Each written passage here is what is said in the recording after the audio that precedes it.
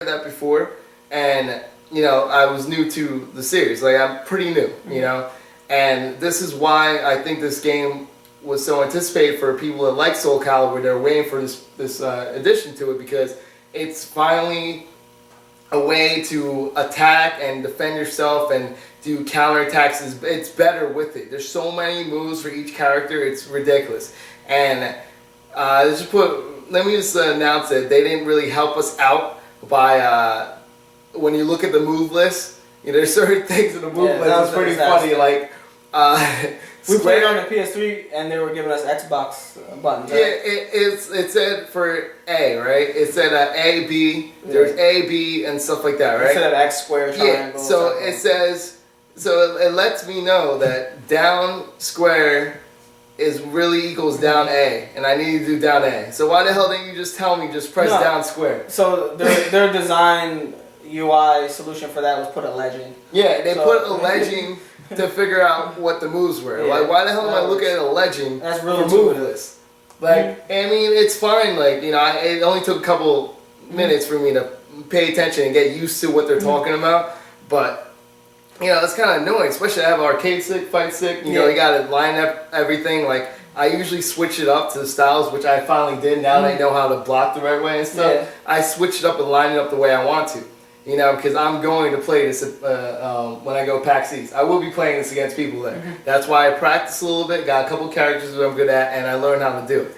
I didn't like the way they set that up to explain to new people, because pretty much I was new again. Even though I played fighting games plenty of times, I played this before. This is completely new to me. Yeah. Again, so the way they explain it, I didn't like the way the explanation. There's a little too much going on, like, and new people wouldn't understand it.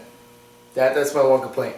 Now, as far as the graphics, it's really a clean version of Soul Calibur. Like, it's nice. The graphics in the background, even in between scenes where I like the one, the boat, like the pirate boat, whatever. Like, it's like cool. Breaking apart and like everything. The effects is pretty cool.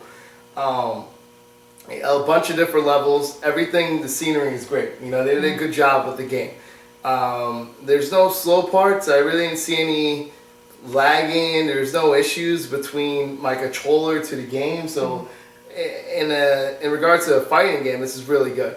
Now, the story mode. This is something that I started playing a little bit. I didn't post the videos yet for it. But I start playing story mode. Story mode looks pretty clean. Like it said, it starts you off in the beginning. You start off fighting like characters are not in the game. They're just like soldiers and stuff like that. And you fight them, and that's how you build up more points in the story and stuff like that. So it pretty much teaches you the moves from the basic moves, and it helps you train. So story mode is a good way for someone who doesn't know what they're doing. You start there, and you end up there, you know, to the finish, and you end up learning basic moves and basic attacks.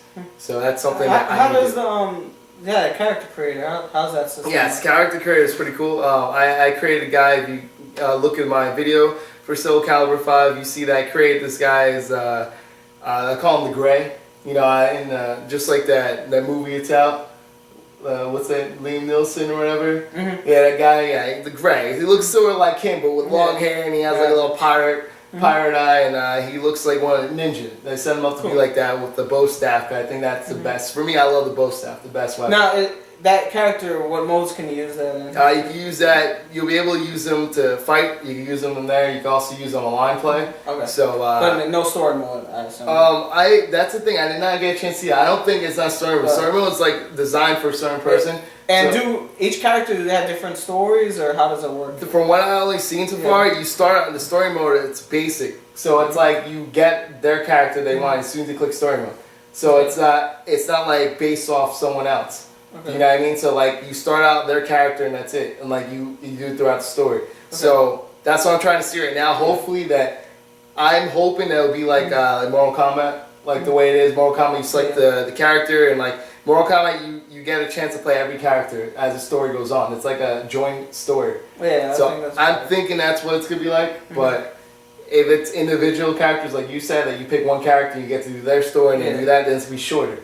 You know what I mean? So I don't know how long it's going to be. What do you like better? You like Mortal Kombat stuff? Actually, I've never seen it till Mortal Kombat did it. I've never seen one that actually they include all of them in the story, and you got to learn each and every one like moves as the story went on. And to me, that was the best way to do it, because usually someone will pick a story and then they'll be like, oh, they'll do one or two characters. They really only learn one or two characters. You know, that's it. Why not get a chance to learn a little bit of each character, and then so you have a basic attack, a basic knowledge of each character. Then you can at least fight with any of them. So when you go against someone, you could be any character you want, and you have a basic understanding of what they do. Then you can look at the move list and touch up on what they do. You know, but besides that, like a basic knowledge of everyone, it's enough to do the button mash like you did before. You know, you know something, you just keep playing. So. Overall, Soul Calibur 5 is definitely a fun game.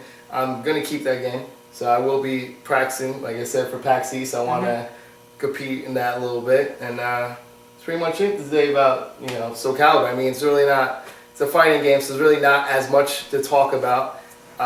He already mentioned an important thing, which is creating a character. I thought that was a cool addition. Yeah, I think that was a cool addition. I didn't expect that. Yeah, and you can also like take a picture of the character when he does his move.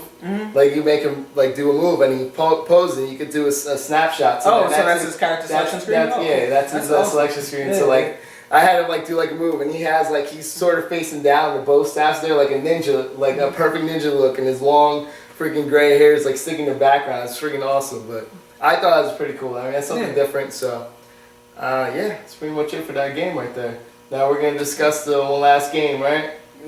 No games. No games? That's it? You're going to go into just jumping straight like that to a little debate? We're going right into the debate. I can't wait. Great.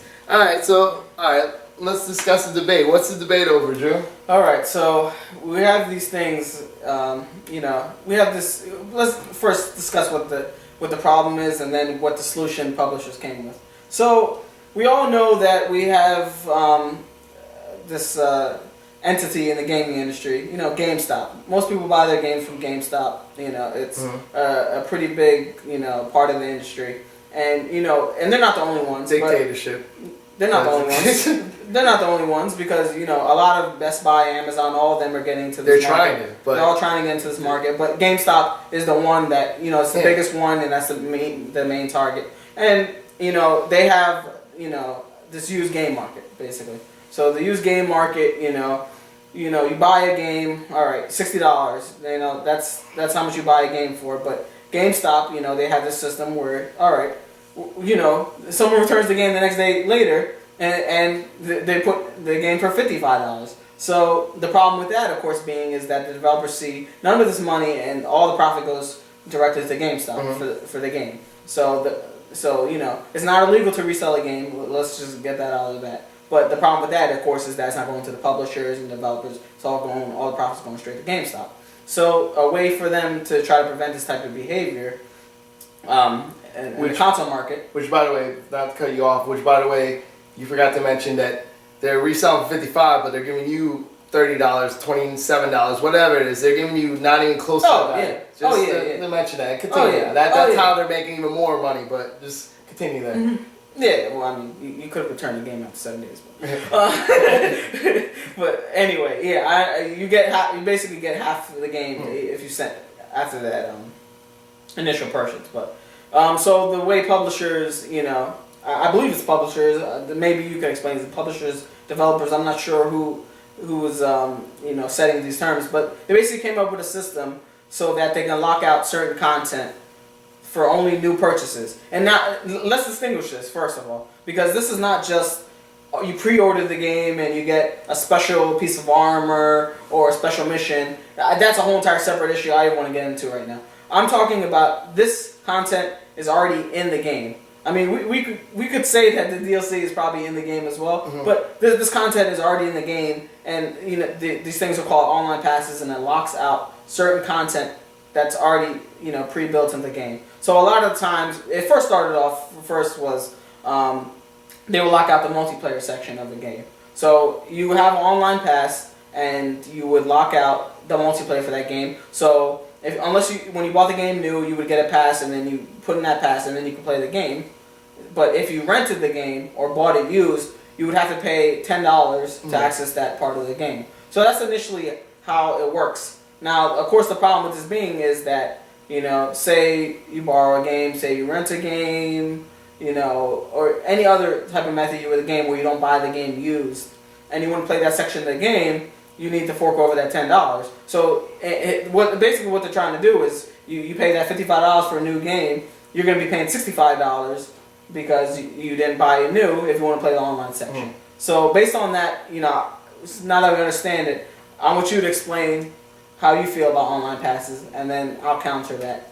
And continue saying. You want me to go say? I think I talked much about what it is. As a gamer, I feel that part of me feels, you know what, like I really do not want to pay to go online. But as someone that wants to be a game developer / publisher, whatever, if you really think about it, how fair is it that someone buys a game, okay? They buy a game. They play, they got to go online, do what they got to do. They resell the game, get some of their money back, okay? And then all of a sudden, they resell that other game that you gave back to someone else. They get to get the game and go online for free and do things in a used game, okay? They get to go online for free. How much fair is it? How fair is it? How fair is it to the company that made a game, okay? They made a game. There's 2 people, just 2, maybe even more, because they can resell that game again, return and resell it. We're talking about at least 2 people for the same game, okay? And there's only one set of money going to them. The original $60 is the only thing going to that gaming company. But yet, 1, 2, 3, 4 people, however many people rebought the game, got a chance to play the game, got a chance to access it, but yet only one person is the only person paid for it. It's alright. And another thing. Alright, you're telling me you resell it for $50, $55, usually $50, okay? A lot of times. You pay $10 for an online pass? You mean to tell me that's not fair? Are you paying $60 for the game? The game still works, right? It's not destroyed. Doesn't matter if it's used. Does not matter if it's used. It's not destroyed. It's still there. You get the online pass. You got the original game. Okay. Alright, so my counter to that is that, to me, there's no consistency with the whole entire way online passes work. The reason for that being is, the first example, of course, was, one of my favorite games last year was Batman Arkham Asylum. The content, the way that was structured was, you need an online pass to play single player content. That wasn't online content. So the problem with that, of course, being is, alright, say, there's an install base of, Xbox, PS3. Say about half of the install base doesn't have internet connection. They're going to be locked out for single player content because they don't have an internet connection, Xbox Live, PSN, and so forth. So, put that into terms as, okay, you're paying $50 to Microsoft to access an online service. PlayStation is free, thankfully. But, you have to pay that initial $50 to get access and then be able to use that code for $10. And what if you don't have an internet connection? So you're going to be locked out of content that's already obviously in the game that they're just prepackaging to sell to, straight off GameStop. And that's, at the end of the day, that hurts the consumer. Now, besides that, now we have, I think the biggest offender of this is, of course, Electronic Arts. Because now you have Electronic Arts where... is on my good side. Yeah, so you have this company, that publishes different games and has different online passes for the same, for different games that they publish, which makes no sense. That's why I would have a problem if, alright, it's consistent and they're doing the same thing for every single game. But now it seems like certain games don't have it, some do. Example is Kingdoms of Amalur. Single player game. Has 7 quests locked out. Unless you buy the game new. Whereas you got Syndicate is coming out, is not locking out its co-op section. It's not locking out any section of the game. And it's published by the same exact company. But it's the developer.